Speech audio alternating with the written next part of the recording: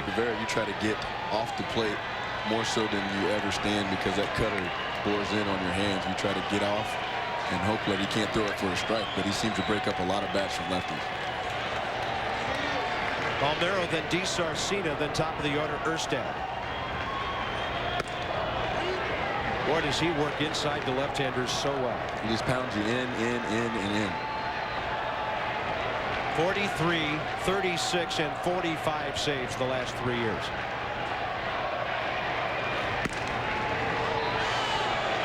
And of course, that doesn't even count postseason.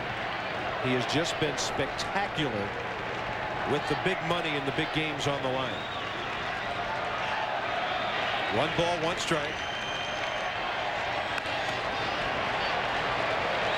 You see more left-handed batters hopping around in pain against Rivera than any other pitcher because they're constantly fouling the ball off their own body.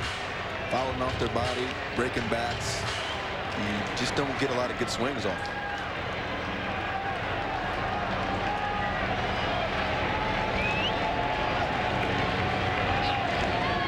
One ball, 2 strikes. Let's see what he does ahead in the count for the first time. Rides the high fastball for the strikeout. Just blew him away with that one. Right over like the bat. Ball explodes as it gets into the hitting zone. Every run tonight coming via the homer. Gary DiSarcina 1 for 3 with a single.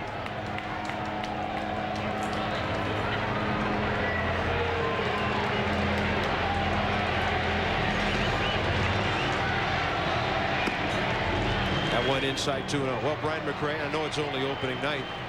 Sort of looks like business as usual for the world champions, doesn't it? Just picked up where they left off. Timely hitting. Good starting pitching. Great bullpen. Veteran club with guys in the dugout who can help you win. Although they are younger now. But there's Roberto Kelly in there to back up Bernie Williams. They got Lance Johnson for late inning running situations. Who can also go get him in the outfield. And of course, Mr. Postseason Jim Leyritz, who one way or another seems to thrust himself into the limelight. He finds a way to get it done at the right time. A young Clay Bellinger backup infielder, a young backup catcher Wilson Delgado. But other than that, with Roger Clemens pitching tomorrow night, same old Yankees. 2-2. Well hit right field. Here comes O'Neill. No chance to get to it. That'll get the tying run to the plate. And a 2-hit night for Gary's DiSarcina in the number 9 hole. Angels aren't finished yet. Good job of battling. 2 strikes, just throws the head of the bat out there, flips it over to second baseman's head into right field. He wasn't trying to do a whole lot. He was just trying to put the ball in play. That ball was right off the end of the bat. Called perfect placement. And at least tonight, if there's one Angel you'd like up there with a man on, it's Darren Erstad. 3 for 4 tonight. And if they get one more base runner, barring a double play, we see Mo Vaughn again.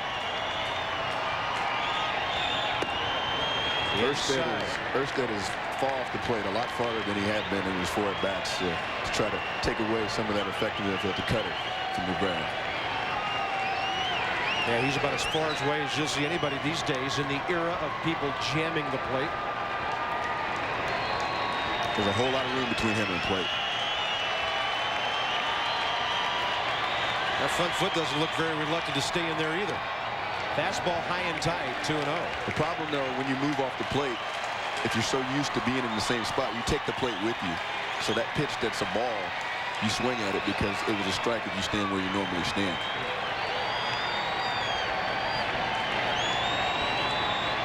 This will be interesting on 2-0. What will Rivera come up with? I mean, he can throw mid-90s with a fastball.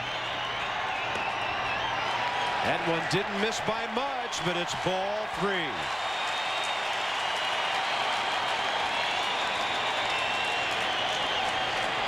This is about to get interesting.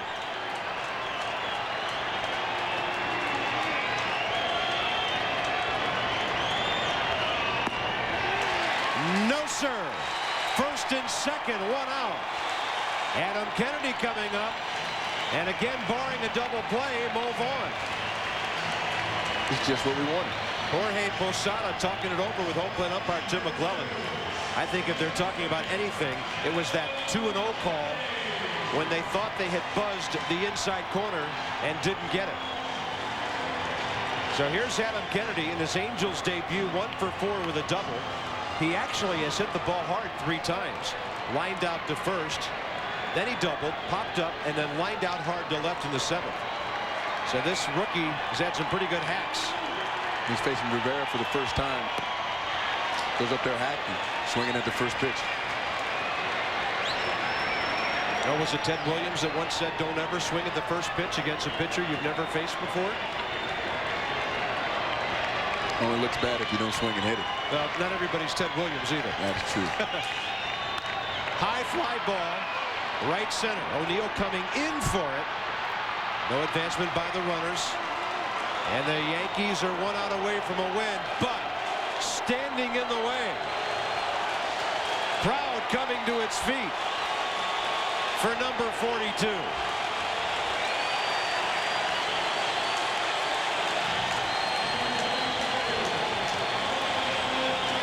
This is what you have in mind for a 9th inning matchup.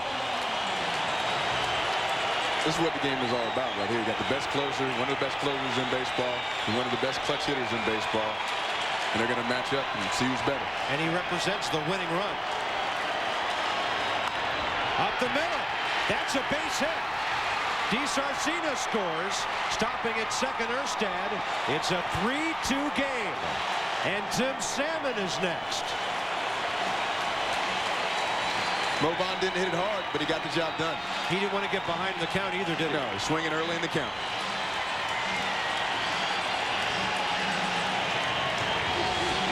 Be aggressive. That's what Mo Vaughn told Brian McRae during batting practice tonight against Rivera. Right around the trademark, but Mo strong enough to muscle that ball into the outfield. And it looks like Edgar Clemente will run for Mo Vaughn. That's an important run at first base. Got to have some speed over there.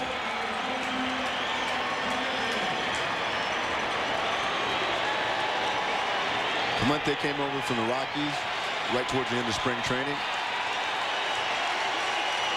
Here's Salmon, tying run at second base. And a fastball by him. Everybody's swinging early in the count. They're being aggressive, going up there looking for something good to hit and let it fly.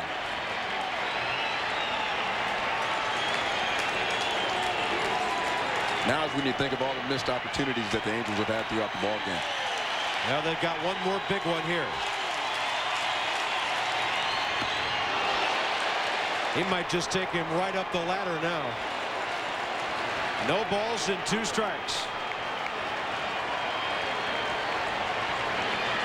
Tying run at second is Erstad. Winning run at first, Clemente. It rests on the shoulders and the bat of Tim Salmon right now.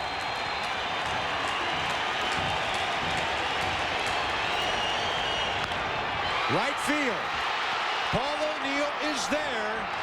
And the Yankees hang on to win it 3-2. Great ball game to